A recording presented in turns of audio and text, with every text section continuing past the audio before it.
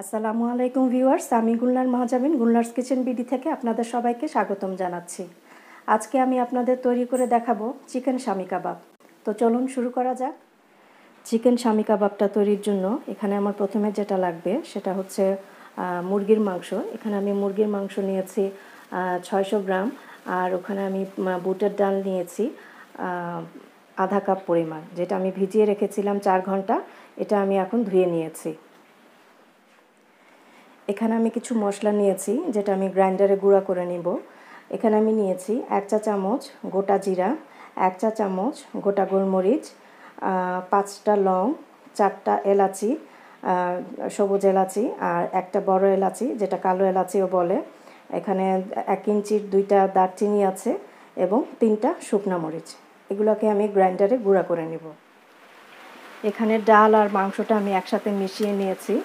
এর সাথে আমি দিয়ে দিচ্ছি আরও কিছু মশলা। দিয়ে দিচ্ছি 2টা তেজপাতা, একটা মাঝারি সাইজের পেঁয়াজ কেটে দিয়েছি,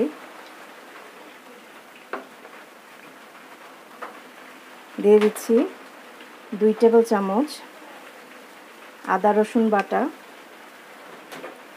আর যেই মশলাটা গুঁড়া করেছিলাম সেটা দিয়ে দিলাম। এখানে স্বাদ মতো লবণ দিয়ে দিব।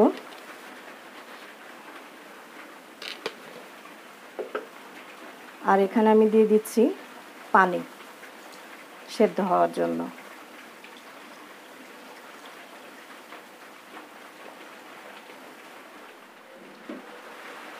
এখানে আমি পানি দিয়েছি 2.5 কাপ পরিমাণ।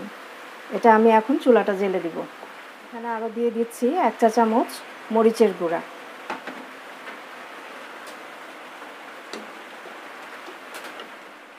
এটা সেদ্ধ করার জন্য এখন আমি এটা ঢেকে দিব।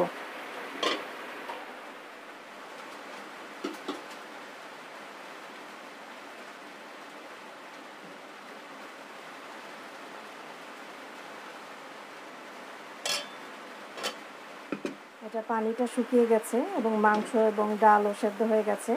এখন আমি এটা নামিয়ে ঠান্ডা করে নিব। মাংসগুলো ঠান্ডা হয়ে গেছে। এখান থেকে আমি তেজপাতাগুলো উঠিয়ে ফেলে দিব।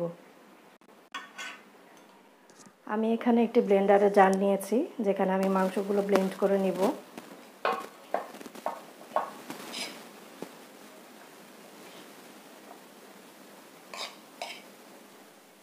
এর সাথে আমি দিয়ে দিব একটি ডিম। এটা দিয়ে আমি ব্লেন্ড করে নিব। মাংসটা ব্লেন্ড করা হয়ে গেছে। এখন আমি এর মধ্যে দিয়ে দিব কিছু পেঁয়াজ। এখানে আমি 2টা পেঁয়াজ কেটে নিয়েছি।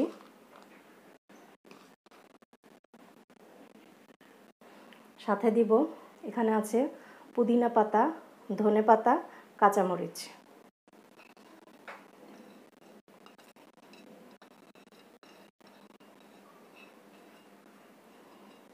এটা আমি মেখে নিব। মাংসের মিশ্রণ থেকে কিছু অংশ নিয়ে এভাবে করে আমি টিকিয়া শেপ দিয়ে নিব।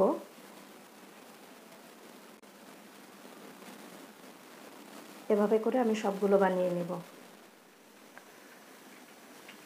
কাবাবগুলো ভাজার জন্য এখানে আমি কড়াইতে তেল দিয়েছি। এটা চাইলে অল্প তেলেও ভাজা যায়, তো এখানে আমি একটু বেশিই তেল দিয়েছি। তেলটা গরম হয়ে গেছে, এর মধ্যে আমি দিয়ে দিচ্ছি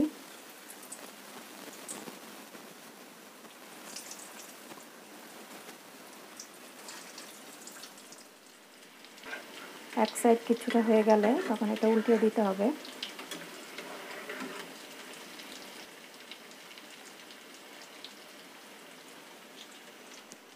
যে কাবাবগুলো হয়ে গেছে আমি সেগুলো উঠিয়ে নিচ্ছি।